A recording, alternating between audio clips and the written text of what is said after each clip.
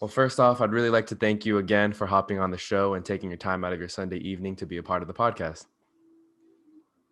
Thank you, Noah. hmm So the first question I wanted to ask you, because I've lived here in Orange County my entire life, and I've played sports with Vietnamese people, but I've never actually got to know the Vietnamese refugee experience. So I wanted to ask you from the very beginning, what was it like emotionally to move from North Vietnam to South Vietnam and then move all the way to United States?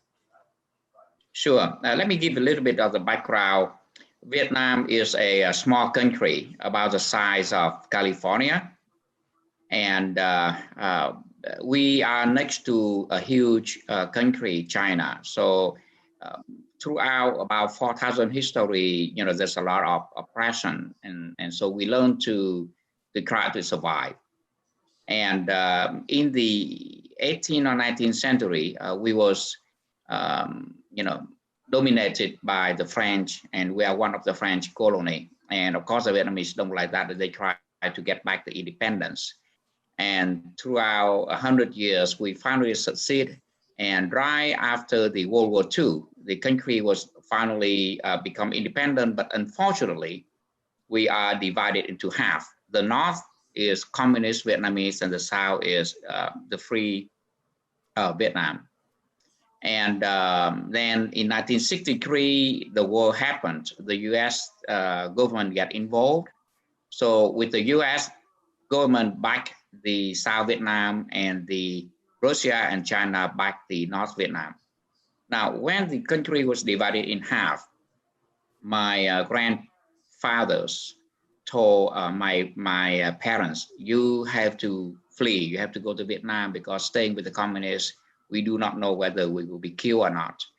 And so my parents took six of my brother and sister and moved to the south. And I was born actually in Saigon. 2 years after them, actually 4 years after they moved to South Vietnam. And then, the war become more and more, worse. They become worse, and millions of people die. hmm And finally, in 1975, the U.S. government decided to stop the military aid to Vietnam. So the South Vietnam do no longer have gasoline nor the bullet to defend themselves. And so it collapsed very quickly. hmm Within about 3 months, the South Vietnam collapsed. And my family and I, again, was so frightened because we know our grandfather was killed in the North when the communists took over. And the fact that we escaped the North and came to the South, and then, with the South trying to fight the war. So we might be, there might be revenge, and we might all die. So my parents and 8 of their children just went on a tiny boat. We just sailed out to the open sea, mm hoping to reach to Philippines or Indonesia or Thailand, and hopefully we can, have a second chance of life. But to my, we were very shocked to find out that the U.S. government, even though they abandoned the war, but they trying to help as many people as they can. So they had chartered a huge cargo ship, a few of them, anchor outside in international water. hmm So anyone who dare to escape will be picked up by this huge merchant ship and taken to either Guam or Philippines, and then eventually to various refugee camps in the United States. About 100,000 people escaped. Not many because the U.S. government did not let us, do not want to us to know about it, because otherwise million people would try to escape. Right. I ended in various refugee camp in Guam, beautiful island, and then finally to Arkansas, Wow. Fort Chaffee, a city in the middle of Arkansas, and then eventually to Minneapolis. And as a young boy, I was 17 years old then. I was, you know, in a very um, sad mental state. In one day, I lost all of my friends. I lose contact. I lost contact with my girlfriend, with all of my buddies. I do not speak English when I arrive in Minneapolis, Minnesota. Even though I studied English in high school for a year or two, but it's nothing when you come to face with the real people in the United States. And we were dirt poor. We have nothing we have no money to our names. And the weather is completely different. Yeah. It's very cold, and the winter is very long in Minnesota. So we struggle. But let me share with the young people here a little bit about what does that mean for a completely new person coming to the United States, especially for a young boy. When I land in Minnesota, I was so shocked. We land in the evening, about 11 p.m. if I remember, and then we was put on a long van, and they took us to a small house in a middle class suburb. Our family was lucky because we were sponsored by a middle class neighborhood Lutheran church. The house, when we get to the house, I was just amazed by how beautiful it is. It's a small, tiny home with a small 3-bedroom, but it is beautiful. White carpet, comparing to the military barrack in the refugee camp, is completely like heaven and earth. I wake up in the morning and I look out in the window. I saw a tree touching each other typical in Minnesota, and squirrel climbing up and down the street. I thought, wow, how on earth could this be in the United States? So that's my feeling. A few hours later, the pastor, the owner of that house, come and we find out that he is an assistant pastor at the church.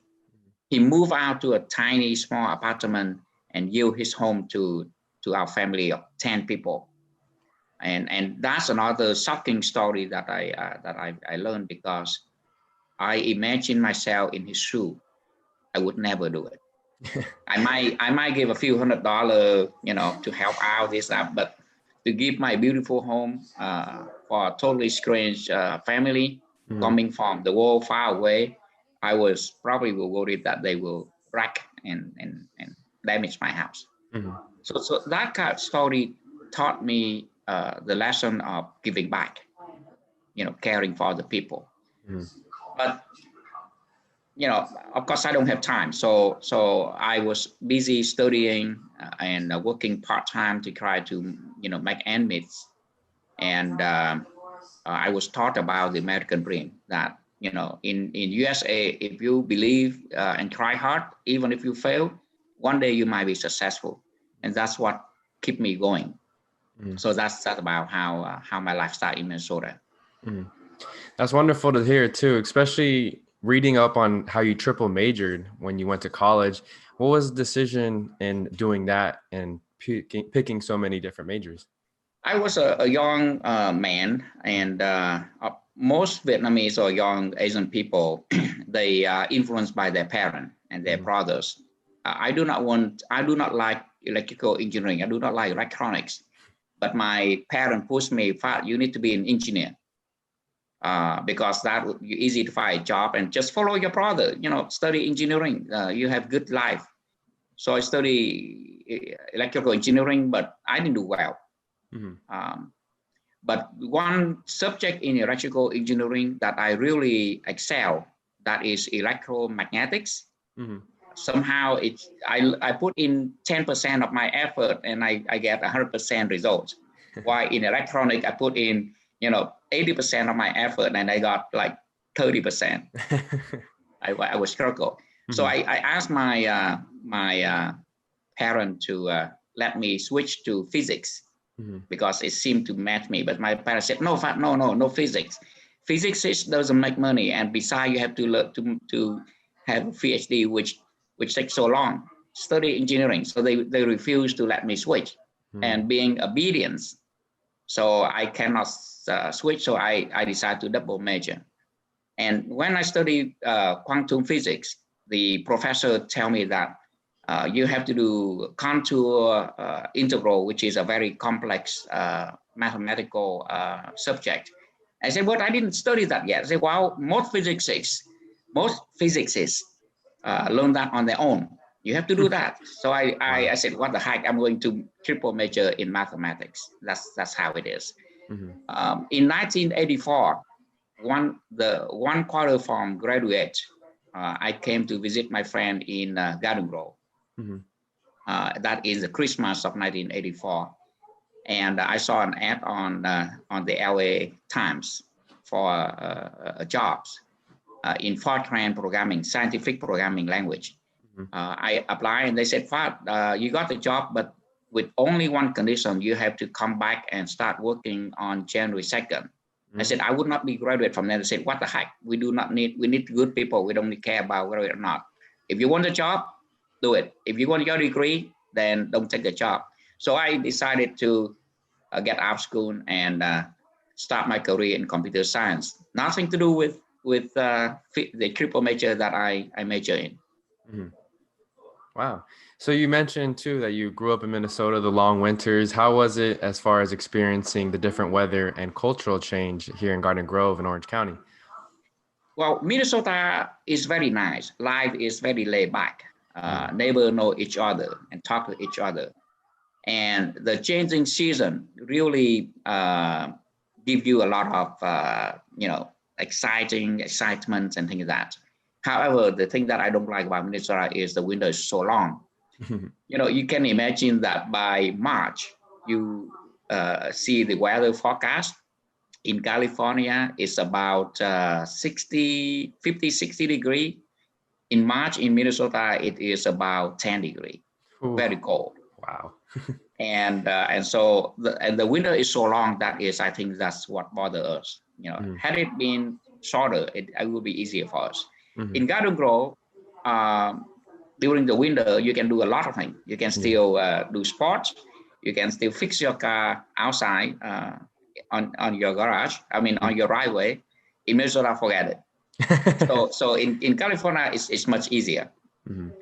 I moved to Minnesota, and then I married my wife and moved in to live with her. And at that time, I was a software engineer in IT, specialized in automating business process. And one day, my wife told me that, Phat, why don't you start your own business? I support you. So I left and I start my own consulting business. The first 2 years, I struggled. Sometime almost close to getting a contract, and then something happened and it blew it. But what taught me is resilience. Even if you fail, it's okay. Just like I keep telling my son to keep trying. You don't have to be the best, but just keep trying to do it, even if you fail. Just like the baby, when they start to walk, they learn how to walk. We fall a lot. Right. We fail a lot, but it's okay. We fail. You just stand up. Our parents encourage us to still stand up and try. And one day our muscle will be hard enough, and we will be able to walk. Same thing with my view in life. I may fail. I may make a lot of mistakes, dumb mistake, big mistake, or small mistake. It's okay. Just stand right back, try harder, try again, and hopefully one day, if you have some luck, you will be successful. And my work experience is the same. I struggle a lot of time, successful and then fail, and then have to start over again, successful and fail, and that keep me going. In politics, it's never smooth for me like some others. Some years I won, sometimes I lose, but it's okay. It's the determination and repeating effort is what I think I like. So you mentioned earlier that you always liked giving back to the community, especially after your experience in Minnesota with the family. What inspired you to take that leap and eventually become go in city council for the city of Garden Grove in 2014? I remember in 2003 or 4, I started to have enough wealth. So I tried to donate some money. And so I talked to a friend and I find out about some charity project to donate. And that take me to meet some of the politicians. Mm-hmm. I donate a lot of money to them. For example, Mr. Bruce Portwater, I believe in around 2006 or 2000, yeah, about 2006. I donate $10,000 to his campaign. Mm-hmm. That's a lot of money. Mm-hmm. Um, and to many other politicians. And then I find out in 2011 that sometime when I try to convince them to do something good for the resident, for the community, especially and particularly is the billboard at the Hyundai dealership right now. Mm-hmm. I don't like it because it was right at the intersection of Brookhurst and Trask, Yeah. close to my house, so I don't like it. And then right on the intersection, so I believe it's dangerous to the student crossing the street. If people busy seeing the sign, they may Mm-hmm. not notice the young children, and there may be accident. So I left the campaigns to try to move it further from the intersection, or even not doing it at all. Mm-hmm. And I find out that even the mayor and the city council, that I donate a lot of money to them, but sometimes they listen to people that donate a lot more money than I donate. Right. So that make me feel, urging me to get into politics, to be the voice of the cause that I believe in. Mm-hmm. Now, as you're running for mayor this year in 2020, one thing I've noticed that you've been preaching, especially like on your website and different areas and social media, is that Garden Grove, you've pointed out, that has put a lot of their resources into the hotels up and down Harbor. But because of the closing of COVID, the economy hasn't done so well in the city. What is your plan to maybe move away from that and put more money to small businesses and throughout the city of Garden Grove? Yes, the money that we invest in the hotel, we cannot take it back because it's already there. And the state now controlling, there are 3 hotel projects. One have already been built. The other 2 for more than 10 years, it has not even been started groundbreaking. We do not know when it will be start working on it. So that one, maybe if it fails, maybe we can do something. But let's just assume that we don't have control, but that's the thing of the past. Moving forward, the sales tax that we collect, a small portion of that is being put into redevelopment fund, so that we can help, bring up the growing local economies. Those funds, I do no longer want to put it into hotel or big project. I want to spread it across the city, from east to west and from south to the north, to help small business. Mm. And that's not, even though it's a small chunk of money, but it's not that small. In the 10 years that we have used that development fund, it total up to about $100 million. Mm. So let's just say $10 million a year is being reinvested back into the community. That money can actually help, small business around our city to be thriving, and in turn they will contribute more to the revenue for our city. Mm-hmm. Now, I've also noticed too on your social media page, you've been very active and done things like even creating like a remake of the Fresh Prince of Bel Air theme song as part of your campaign. What's, I guess, part of your inspiration to, I guess, attract and let people know, especially younger people, know that you're running for mayor and trying to reach out to those voices? The reason I did that, it's not my own idea. I must credit it to one of my campaign advisor. Mm-hmm. He's young, so when I ran in 2014, he bring a lot of Pacifica high school students to help me, and they inspire me. I was clumsy at dancing, but they told me that don't worry about that, you were doing fine. And when I saw the outcome of that movie in video ad in 2014. Mm-hmm. I taught myself as I look more like Shrek, the Shrek movie, that characters. Uh-huh. And then when they urged me to do something else, like with that kind of music, I said, "Wow, can I do it?" They said, "No, this one will be easier because someone will do the thing for me. I just need to act." Mm-hmm. And when I saw it, I think they did a good job for me. I think it is important that politicians need to have a mixture and use some other mediums to deliver the message that is a little more funny and show their human side, I think the people see the other side of me more than just, the formal and, same old style. All politicians are always, of course, we sound politically correct. Mm-hmm. We sound like always positive, uh, but in reality, sometimes it's not. Mm-hmm. Right. Yeah. So what are some of the tougher obstacles that you've faced as far as running an election campaign during 2020, which there's a pandemic, COVID, you can't meet face to face with people? What are some of those obstacles that you've met? Things are so fast. It's like we have to go at super fast speed, and so that's difficult for me. And also there are a lot of smear campaign. I've been accused of so many things. People accuse me to be far left. People accuse me of far right, and it's difficult for me to be able to communicate who I really am. Mm-hmm. And I understand you have a lot of young audience.